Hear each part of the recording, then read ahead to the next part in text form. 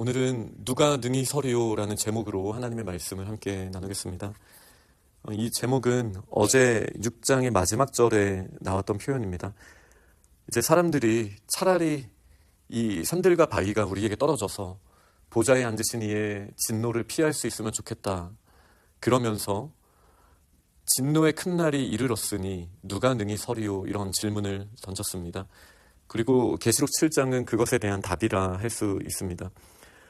먼저 7봉인 심판 중에 6번째 봉인을 떼는 장면까지, 그리고 전 우주적인 심판이 임한다라는 사실이 보여지고 나서, 그리고 오늘 본문이 나와 있는 거예요.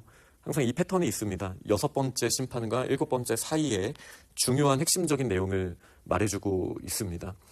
이는 지금 저희가 살아가는 모습을 보여주는 장면이기도 합니다.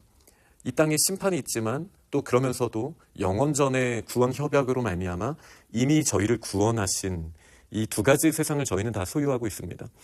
그러나 아직 7번째 완전한 하나님의 구원과 심판이 임한 것은 아니기에 저희들은 누구나 6번째와 7번째 사이를 살아가고 있다. 이렇게 우선 말씀드릴 수 있습니다. 먼저 오늘 본문만으로는 그게 충분히 이해가 안 되실 수 있겠지만 계속 나오는 7 심판들을 통해서 앞으로도 계속 보도록 하겠습니다. 특히 계시록 11장을 보면 이 사실은 굉장히 명확하게 드러나게 됩니다. 먼저 내 천사가 땅 전역 내 모퉁이에 선 것이 보여집니다. 그들은 바람을 붙잡아서 불지 못하게 하고 있습니다. 이 바람이 불지 못하게 된다는 것은, 먼저 구약에서 바람은 하나님의 영으로 묘사되는 경우들이 있죠. 그러니 하나님의 영의 생기가 없어지고 있는 온 땅의 모습을 보여준다라고도 할 수 있습니다.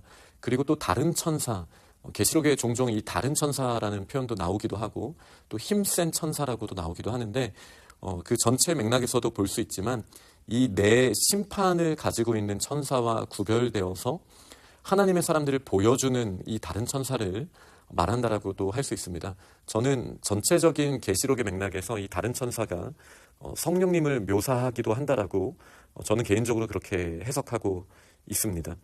이 다른 천사가 살아계신 하나님의 인을 가지고 해 돋는 데로부터 올라와서 땅과 바다를 해롭게 할 권세를 받은 네 천사를 향하여 큰 소리로 외칩니다.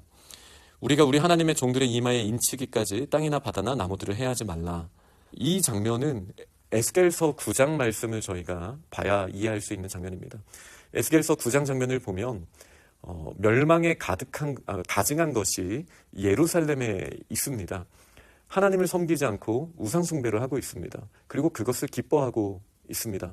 그러나 그 멸망에 가증한 것을 바라보며 통곡하는 사람들이 있습니다. 이것이 잘못됐다는 것을 인지하는 것이죠. 하나님의 영광을 사모하는 자들이 있는 것이죠. 그들에게 하나님께서는 먹그릇을 찬 서기관을 보냅니다. 그리고 이 서기관이 먹그릇에 그 먹을 붓에 묻혀서 이제 사람들의 이마에 이제 표를 합니다. 이것이 이제 인친다라는 표현인데요. 이 서기관의 먹그릇이라는 것을 통해서 하나님의 말씀으로 저희들에게 인치신다라는 것을 알 수 있습니다.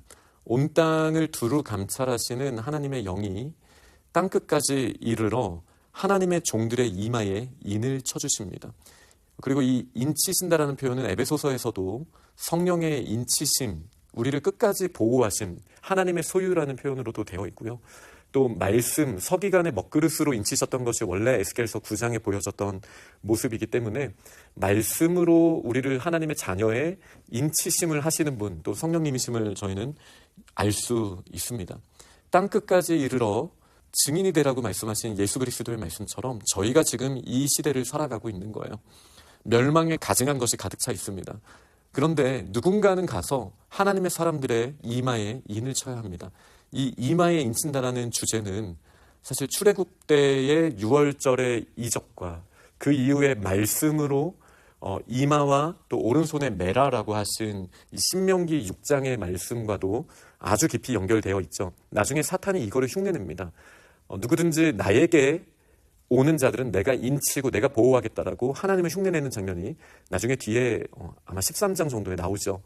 그리고 다시 이 인침받은 자들의 내용을 대비하시는 장면이 이 요한계시록에 분명하게 나오고 있습니다.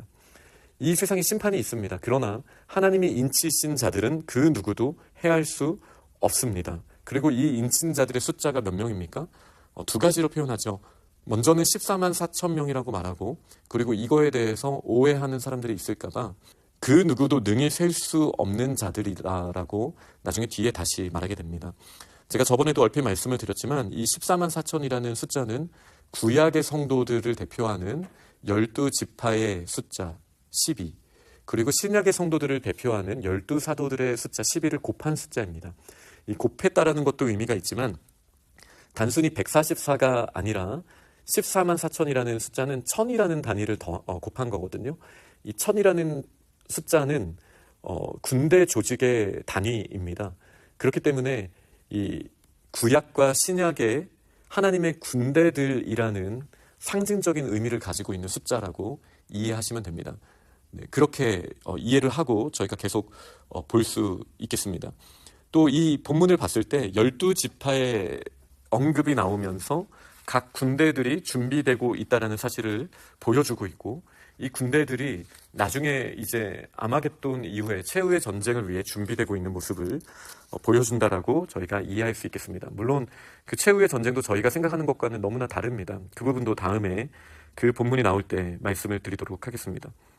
9절에 보니 이후에 각 나라와 족속과 백성과 방언에서 아무도 능히 셀 수 없는 큰 무리가 나와, 이렇게 표현을 하고 있습니다. 그러니 일부 이단처럼 구원받은 자의 숫자는 14만 4천 명밖에 안 된다라고 이 요한계시록을 문자적으로 해석하는 것은 굉장히 어리석은 일입니다. 네, 요한계시록은 성경에 있는 그 어떤 본문보다 문자 그대로 해석하지 말아야 하는 본문입니다.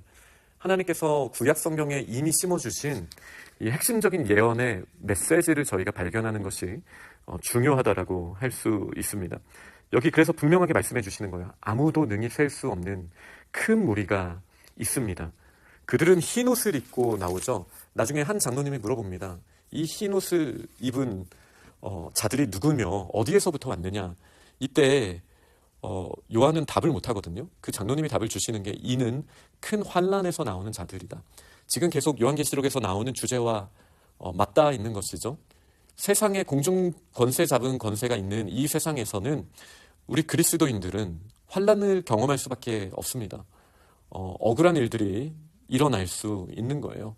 아무리 우리가 애쓰고 힘쓰더라도 우리에게 저희 기준으로는 합당하지 않은 일들이 일어나곤 합니다. 그런데 그들이 왜 흰옷을 입고 있습니까? 그 흰옷이 어린 양의 피에 씻어서 하나님이 보시기에 합당한 자들이 되었다라는 것을 분명하게 말씀해 주시는 거예요. 그러니 그들은 종려가지를 들고 보좌 앞과 어린 양 앞에 서 있다라고 말합니다.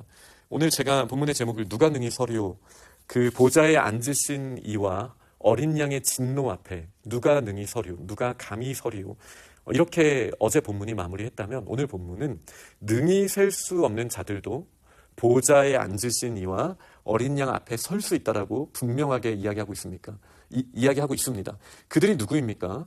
그들이 바로 예수 그리스도를 믿는 자들입니다. 바로 그리스도의 증인, 바로 저희들입니다. 저희들은 보좌 앞과 어린 양 앞에 설 수 있습니다. 이것은 나중에 이 땅이 완전히 끝난 이후의 장면만은 아닙니다. 계시록 1장과 2장을 통해서 이미 저희는 교회가 천상의 교회도 있고 이 땅의 교회도 있다라고 말씀을 드렸죠. 이 땅에서는 저희가 그 7 촛대라고 묘사가 되지만 하늘에 있는 그 촛대를 바라볼 때에는 우리는 그것을 7 별이라고 표현을 했었죠. 그러나 촛대의 이미지로도 나오는데 촛대가 하나님 앞에 서 있는 것으로 저희가 계시록 4장이었나요? 읽지 않았습니까? 그러니 이 교회의 모습은 이 땅에서는 초라하고 짓밟히는 것 같은 모습도 있지만 다른 면으로 봤을 때, 하늘의 완전한 교회의 모습으로 봤을 땐 지금도 하나님께 완전한 영광을 돌리는 서 있는 교회의 모습이 있다라는 사실을 저희는 기억해야 됩니다. 물론 7장만 보고 그렇게 말하는 건 어렵지만 나중에 11장을 보면 이 장면은 더욱더 분명해집니다. 그러니 이 땅에서는 환난을 받고 그리고 연약해 보이는 교회의 모습이 하늘을 바라봤을 땐 보좌 앞과 어린 양 앞에 능히 서 있는 모습이 보여집니다. 그리고 그들의 천상의 찬양이 들려집니다. 이 일이 어떻게 가능하다고요? 예수 그리스도를 의지했기 때문이에요. 예수 그리스도를 의지하는 자들에게는 우리의 모든 연약함을 대신 담당하신 그 은혜로 말미암아 하나님 앞에 능히 설 수 있는 은혜가 있는 줄 믿으시기 바랍니다. 그렇기 때문에 그들의 새 노래는, 그들의 찬양은 하나님과 어린 양을 높이는 찬양이 되는 거예요. 구원하심을 찬양합니다. 구원하심이 보좌에 앉으신 우리 하나님과 어린 양께 있도다. 이렇게 능히 셀 수 없는 자들이 서서 이 찬양을 하고 있습니다. 이 찬양을 듣고 모든 천사와 장로들과 내 생물의 모든 천사가 보좌와 장로들과 내 생물의 주위에 서 있다가 보좌 앞에 엎드려 하나님께 경배합니다. 이렇게 경배하는 천사들이 이르기를 아멘. 찬송과 영광과 지혜와 감사와 존귀와 권능과 힘이 우리 하나님께 세세토록 있을지어다. 이렇게 7번 연속 하나님의 영광을 다른 표현으로 하는 게 이제 요한계시록에 나오는 특징 중에 하나거든요. 오늘 또 계시록 7장이기도 한데 이 완전한 숫자 7을 통해서 완전한 영광이 하나님께 있다라는 고백을 천사들이 하고 있습니다. 그리고 이 아까 장로님과 요한의 대화가 나오는데요. 환란에서 나오는 자들이나 어린 양의 피에 씻었다. 그러니 우리의 환란은 비교할 것이 아닙니다. 어린 양이 단번에 지불하신 그 피로 저희가 이제 새로운 지위를 갖게 된 것이죠. 그래서 보좌 앞에 있는 저희들의 모습, 그 누구도 핍박할 수도 없고 끊어낼 수도 없는 저희들의 모습을 이렇게 묘사합니다. 우리가 예수 그리스도의 피에 그 옷을 씻어 희게 되었으므로 하나님의 보좌 앞에 있고 그 성전에서 밤낮 하나님을 섬기는 자리, 예배하는 자리에 있다라고 이야기를 합니다. 그러면 보좌에 앉으신 이는 저희들 위해 장막을 치신다. 이거는 요한복음 1장에 나오는 14절에 나오는 표현이잖아요. 예수님께서 우리 위에 성막을 펼치셨다라는 그 표현입니다. 그래서 예수님이 우리와 함께 하신다라는 것을 지금 이미지로 다시 묘사하고 있는 거예요. 그렇기 때문에 우리가 다시는 줄이지도 않고 목마르지도 않고 그 어느 기운에 상하지도 않을 것임은 보좌 가운데 계신 어린 양이 그들의 목자가 되사 생명수샘으로 인도하시고 하나님께서 우리의 눈에 있는 눈물을 씻어주실 것임이기 때문이다 라고 지금 장로님이 그 이야기를 마치는 장면이 있습니다. 말씀을 맺도록 하겠습니다. 이 땅에 환란이 있는 건 어쩔 수 없는 일입니다. 사람들이 또 저희가 하나님을 떠났었기 때문에 하나님을 떠나 있는 기본값으로서 우리는 죽음과 고통을 그리고 억울한 일들을 이 땅 가운데 경험할 수밖에 없습니다. 그러나 그것이 끝이 아닙니다. 이미 우리를 구원하셨기 때문에 본질적인 하늘을 바라봤을 때 이미 저희는 하나님 앞에 서서 하나님의 위대하심을 노래하는 완전한 자리에 서 있습니다. 어떻게요? 저희의 행위 때문에요? 아니죠. 예수 그리스도의 보혈 때문입니다. 그렇기 때문에 저희는 이 땅에 보여지는 반쪽짜리 면을 가지고 우리의 인생을 평가해서는 안 됩니다. 저희들의 인생은 예수 그리스도의 보혈의 무게만큼의 가치가 이미 있습니다. 그리고 환란 가운데 있지만 이 환란은 일시적인 것이고 이 환란이 절대적인 것이 될 수 없습니다. 이미 저희는 하나님 보좌 앞에서 영원한 찬양을 하는 자리에 저 영원한 세계를 바라봤을 때는 그렇게 존재하고 있습니다. 그리고 하나님께서는 저희들을 생명샘 가운데 인도하시고 그러면서도 저희들의 눈물에 있는 눈물을 완전히 씻어주심으로써 더 이상 이 고통이 저희들의 영원한 수치나 아픔이 되는 것이 아니라 한 번 지나가고 이제 오히려 하나님이 주실 상급이 될 것임을 우리가 차차 계시록을 통해서 더 보게 될 것입니다. 아까 저번에 말씀을 나눴을 때 이 성도들이 하나님 앞에서 드린 것이 무엇입니까? 찬송과 기도와 면류관이지 않았습니까? 이 면류관이라는 게 성도들의 착한 행실이거든요. 근데 이 착한 행실이라는 것이 무엇입니까?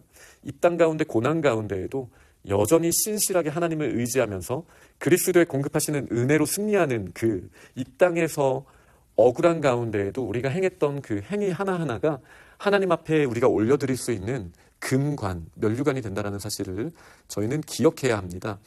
그렇기 때문에 오늘 천상을 보여주신 하나님의 말씀을 붙들고 이 땅 가운데에서도 우리가 보좌 앞에 또 어린 양 앞에 서 있는 믿음의 사람답게 이 땅에서도 그 믿음으로 승리하는 우리 귀한 하나님의 사람들이 다 될 수 있기를 간절히 축원합니다. 아멘.